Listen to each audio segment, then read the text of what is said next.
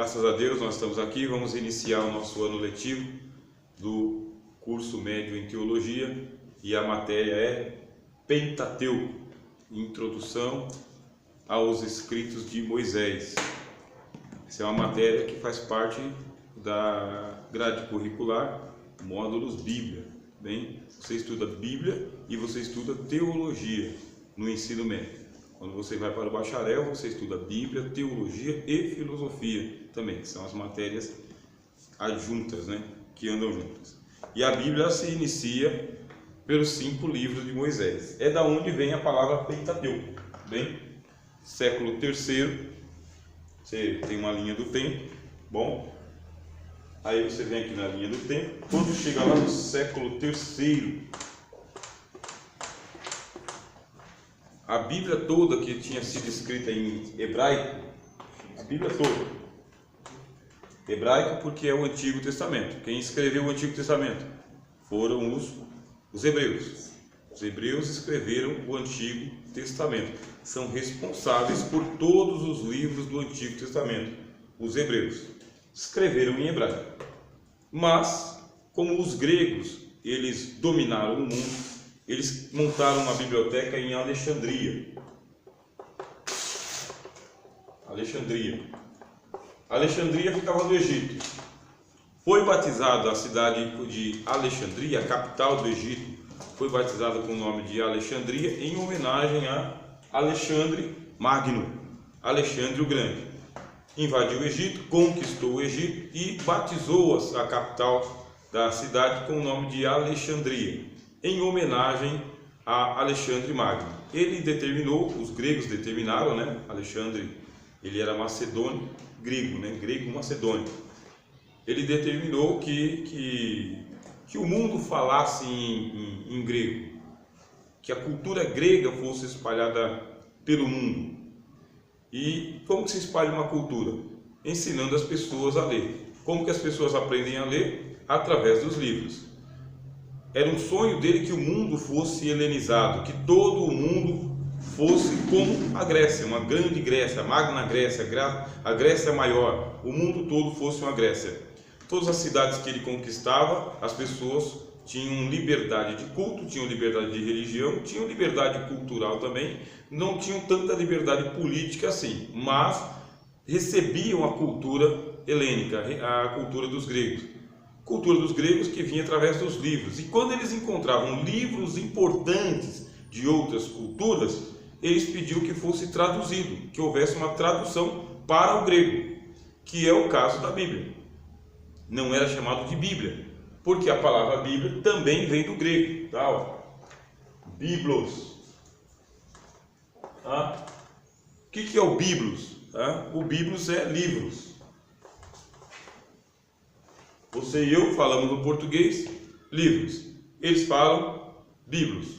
São os livros, uma coleção de livros antigos escritos pelos profetas hebreus, que eles utilizavam esses escritos como oráculos, oráculos, profecias, escritos inspirados divinamente. Essa era a piedade que havia em volta. Os hebreus tinham diversos escritos que eles tinham recebido por mão dos profetas e eles preservavam esses escritos como oráculos, não como uma literatura comum, uma receita de pão. Porque para eles, até a receita de pão, que era utilizado de uma maneira sacra, de uma maneira religiosa, era inspirado por Deus.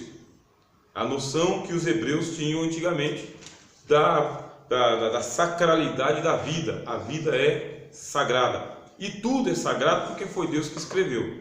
Aliás, Deus que criou. Se Deus criou, Deus preserva. Deus preserva e transmite a sua mensagem aos profetas.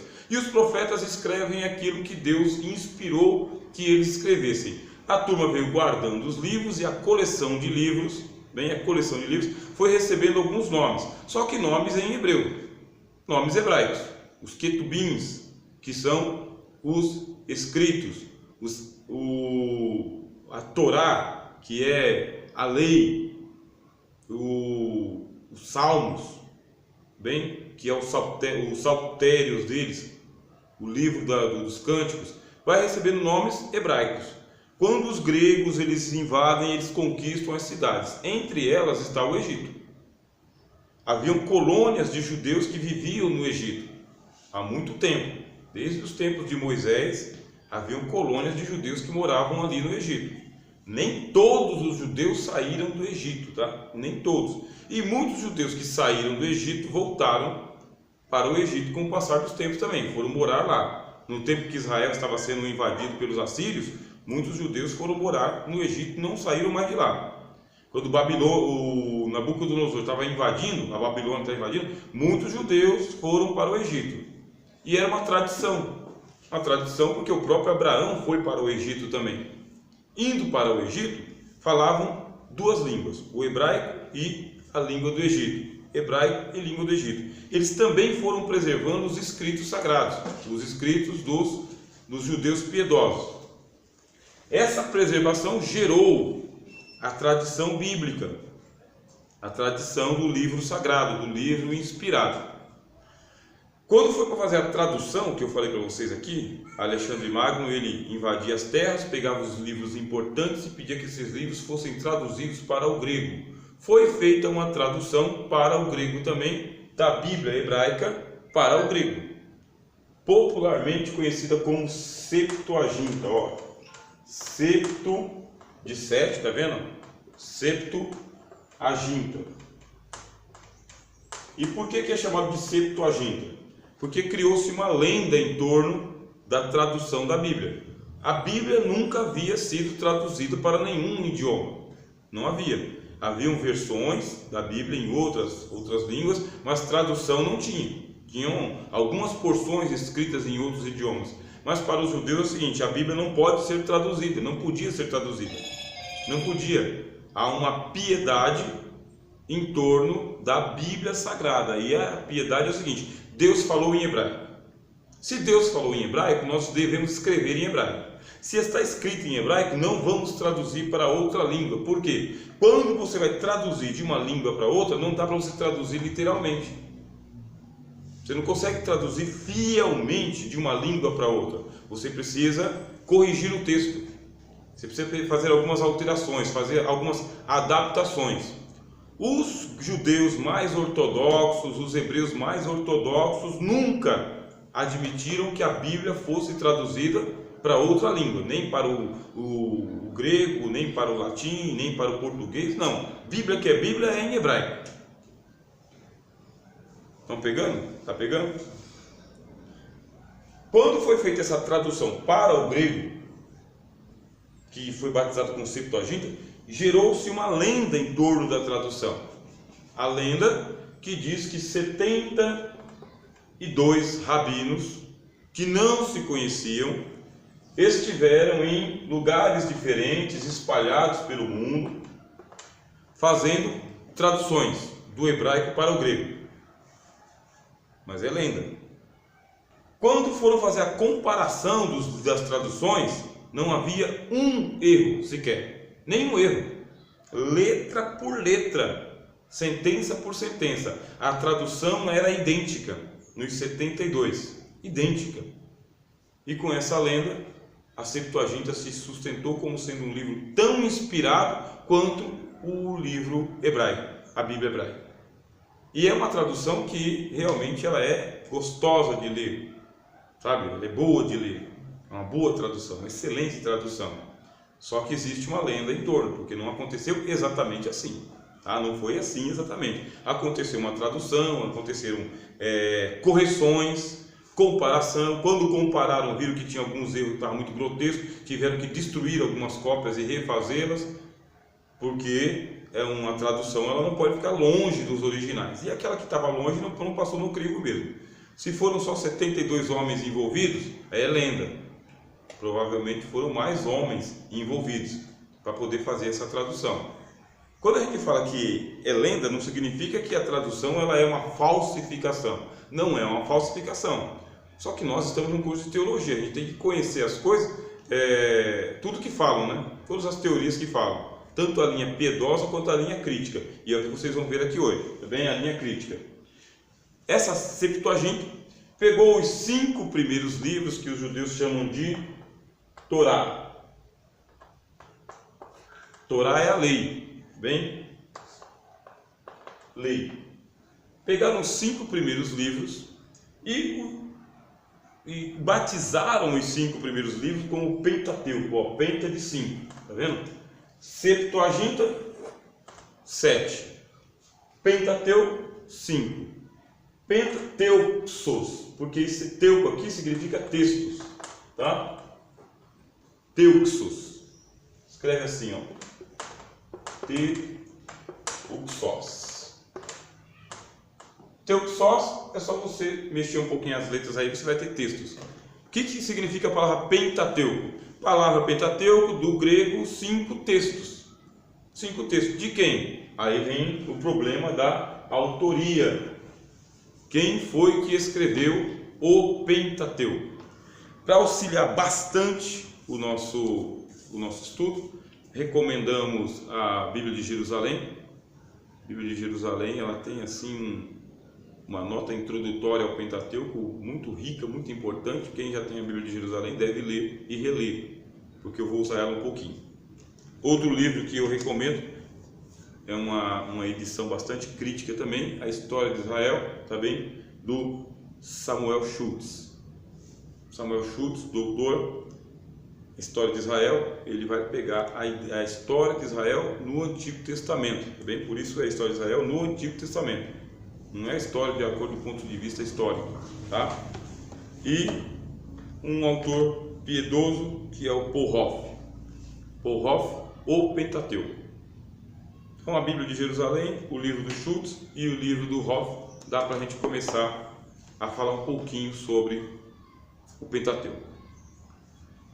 Isso aí é a introdução. Então a gente já sabe que a palavra Pentateuco vem do grego, significa 5 textos que os judeus chamam de Torá, que é a lei. Lei de quem? Primeira, lei de Moisés. A Torá é a lei de Moisés. O próprio Hoff, tá bem?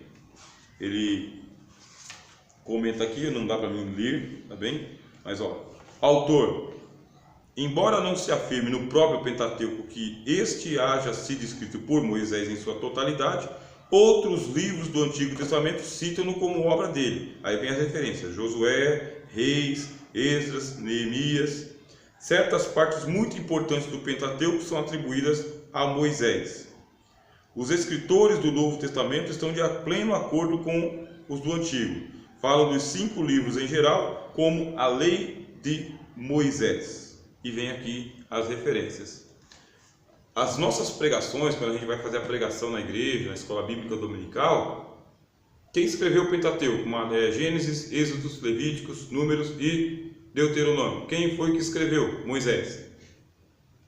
Está explicado. Moisés pega os textos do Antigo Testamento que falam que foi Moisés, do Novo Testamento que falam de Moisés, e a discussão é evitada ou aliviada. Por quê? Não dá para evitar totalmente. Não dá para evitar porque o pessoal está lendo e ouvindo. E alguém vai dizer lá na internet, ou vai dizer num seminário que a pessoa participou uma vez na vida, que o Pentateuco não foi escrito por Moisés. Aí ele vai estar presente numa escola bíblica dominical, e se o professor não tem teologia, a discussão dele vai para um lado que ele pode perder nos argumentos. Muitos professores de escola dominical perdem no argumento para os alunos. No argumento, não é que perde a discussão, perde a linha mesmo. Porque o pessoal anda lendo, principalmente aqueles que são bastante curiosos, embora que sejam impacientes, né? Eles vão estudar na internet, mas eles são impacientes porque eles não sentam para estudar, né? Igual o Washington, 4 anos aqui, né? Me suportando e eu o suportando também, né? Fazer o quê, né? De coração. Então, poucos alunos estão conseguindo começar o bacharel e levar o bacharel até o fim. Começar o médio e terminar o médio. Começar o básico e terminar o básico. O pessoal não está conseguindo. Mas vai lá na internet, faz um catadão, participa de uma escola dominical, faz uma confusão terrível. E o professor que também não estudou teologia não sabe como contornar a situação. Porque a escola bíblica dominical ela tem um outro enfoque. Chegou na escola bíblica dominical ou no culto da sua pregação, siga a tradição bíblica, porque a tradição bíblica, eu falei tradição, a tradição bíblica diz que foi Moisés quem escreveu a lei. Moisés escreveu a lei. Na parábola que Cristo contou mesmo do rico Lázaro, né? Se é que é uma parábola, a gente não sabe. Provavelmente não é uma parábola. Mas ele disse, ó, lá tem Moisés e os profetas. Moisés é citado. Jesus no Evangelho de João ele é comparado com Moisés. A lei foi dada por Moisés, Evangelho de João. E a graça e a verdade vieram por Jesus Cristo. Quer dizer que o Evangelho de João fala que a lei foi dada por Moisés. Agora, quando fala que o Pentateuco foi escrito por Moisés, Gênesis, Êxodo, Levíticos, Números e Deuteronômio, você faz aquela pergunta, mas Moisés escreveu o Pentateuco inteiro ou ele escreveu partes do Pentateuco? Ele escreveu partes de Gênesis, parte de Êxodo, parte de Levíticos, Números e Deuteronômio, ou ele escreveu a totalidade? Foi ele que escreveu lá no começo, no princípio criou Deus os céus e a terra, lá em Gênesis 1:1, e lá no livro de Deuteronômio, e subiu Moisés ao monte Pisga e não se viu mais. Aqui ele escreveu a própria morte por antecipação. Ele escreveu da própria morte, ele e deixou lá escrito. Como foi? Quer dizer que aí começam a entrar algumas desconfianças. Desconfianças de que Moisés pode não ter escrito a totalidade do Pentateuco. Escreveu grande parte, a maior parte, mas não escreveu a totalidade. Existem alguns nomes que são citados nos 5 livros de cidades que não existiam no tempo de Moisés, só futuramente. Parece que aconteceram algumas correções no texto sagrado, ou inserções, alguma coisa foi colocada ali que não estava ali originalmente. Foi escrito naquela ordem que está ali, capítulo por capítulo, ou depois alguém veio por fora e colocou a mão e ajuntou e deixou daquele jeito, do jeito que está aí hoje? Onde que a gente faz essas perguntas? Na sala de teologia, porque aqui você tem a oportunidade de discutir e ler os livros, tá bem? Ir às fontes. A gente passa as referências bibliográficas para que vocês possam ir mesmo às fontes. E tem material mais pesado do que esse. Existe uma teoria, a mais aceita, que é a tradição bíblica de que foi Moisés quem escreveu o Deuteronômio, o Êxodo, o Levítico, Números e Gênesis. Totalidade. Tradição bíblica. Existe uma outra tradição, mas aí já não é uma tradição bíblica, que é a tradição da crítica textual, da alta crítica textual. O Hoff também fala sobre a alta crítica.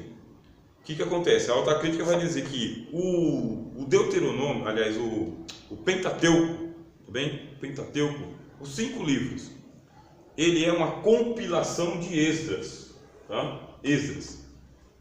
Olha só a distância entre Moisés e Esdras, 1100 anos.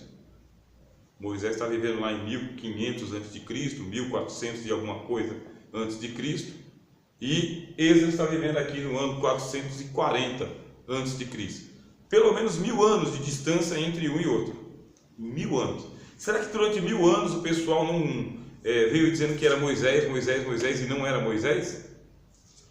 O que Esdras representa para o Pentateuco? Bem, Esdras ele era sacerdote, correto? Sacerdote? Sim, ele era sacerdote. Esdras ele foi o grande organizador da chamada Grande Sinagoga, tá? Ele que organizou o judaísmo. O pai do judaísmo, historicamente, é o Ezequiel. O profeta Ezequiel, lá na Babilônia, é considerado o pai do judaísmo. Mas o pai, assim, é o iniciador. O organizador do judaísmo, Esdras. Ezequiel está na Babilônia. Esdras já está nas terras de Israel. Quando Esdras veio com aquela turma da Babilônia, veio de volta para casa, né? Ele organiza a vida religiosa do povo judeu. Vocês lembram que o templo estava destruído. Esdras reiniciou a construção do templo, mas não conseguiu. Sofreu oposição, o pessoal não tinha dinheiro, não investiu e o templo ficou abandonado às traças. Enquanto o templo não existia, o que fez Esdras? Colecionou os escritos dos profetas. Que escritos? Todos aqueles que foram levados para a Babilônia, que foram escritos na Babilônia e que ele trouxe de volta. Ele começou a investir para poder trazer os escritos de volta. todos os escritos. E o Esdras, ele organizou o cânon do Antigo Testamento, ou a Bíblia hebraica. Ele organizou. Não é na mesma ordem que nós temos aqui, tá bem? Mas é próximo. Não tem os mesmos nomes que a gente usa na nossa Bíblia, porque já estão aqui na tradução em português, está mais fácil para a gente, mas era uma organização muito próximas mesmo. Foram reconhecidos 22 livros canônicos. E por que 22? É para poder coincidir com a quantidade de letras do hebraico.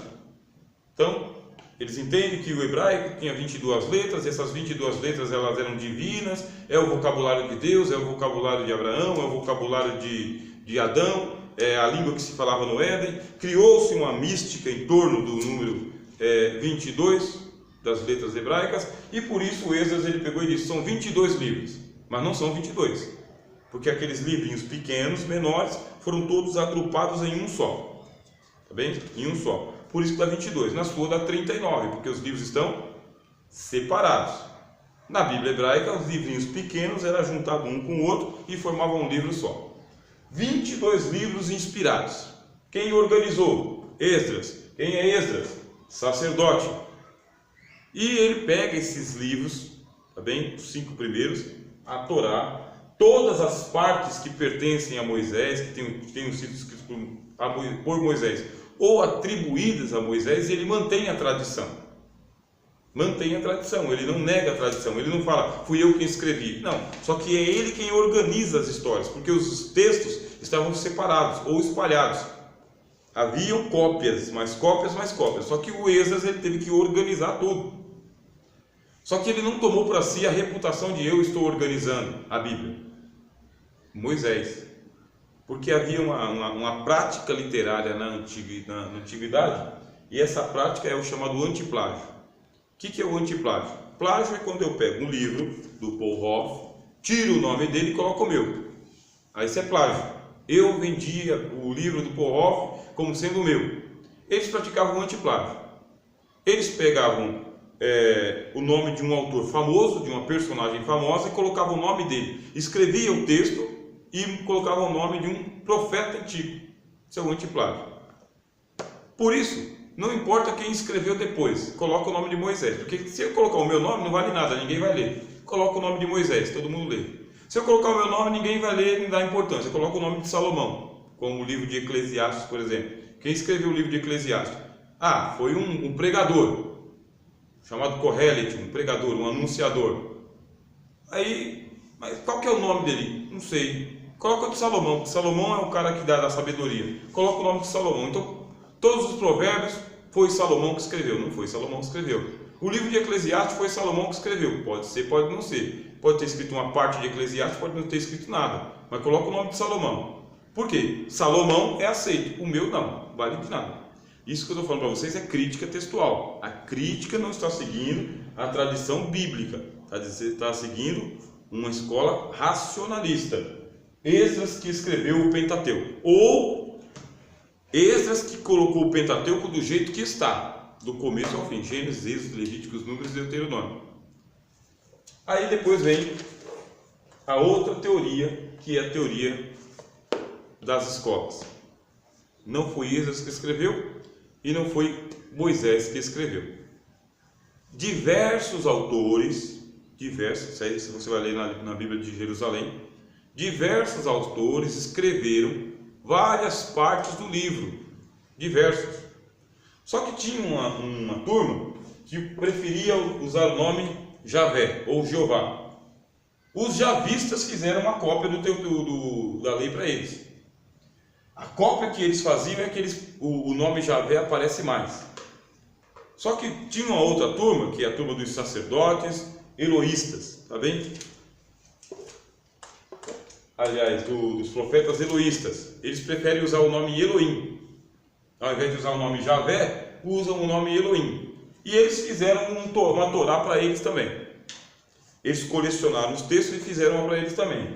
E tem uma outra turma que é a turma dos deuteronomistas. Uma turma que veio muito depois, que pegou aquilo que os eloístas escreveram e aquilo que os javistas escreveram, compararam os dois e fizeram a Torá para a gente, do jeito que está aí.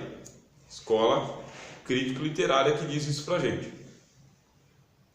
Ou seja, o Gênesis, Êxodo, Levíticos, Número, Deuteronômio não tem um autor certo, um autor só. É muito misturado, mas o importante não é quem escreveu, mas sim o que está escrito. Se foi Moisés ou se não foi, não importa. Importa que a piedade trouxe para nós um livro sagrado. Esse livro é a Torá, e a maneira que ele chegou para nós, ele chegou já revestido de uma piedade. Importa o que está escrito, e não quem escreveu. Não importa quem escreveu, importa a lição que está no texto. Isso é para a gente começar as nossas discussões aqui, tá bem? Vou fazer uma pausa para vocês fazerem as suas perguntas. É meio angustiante.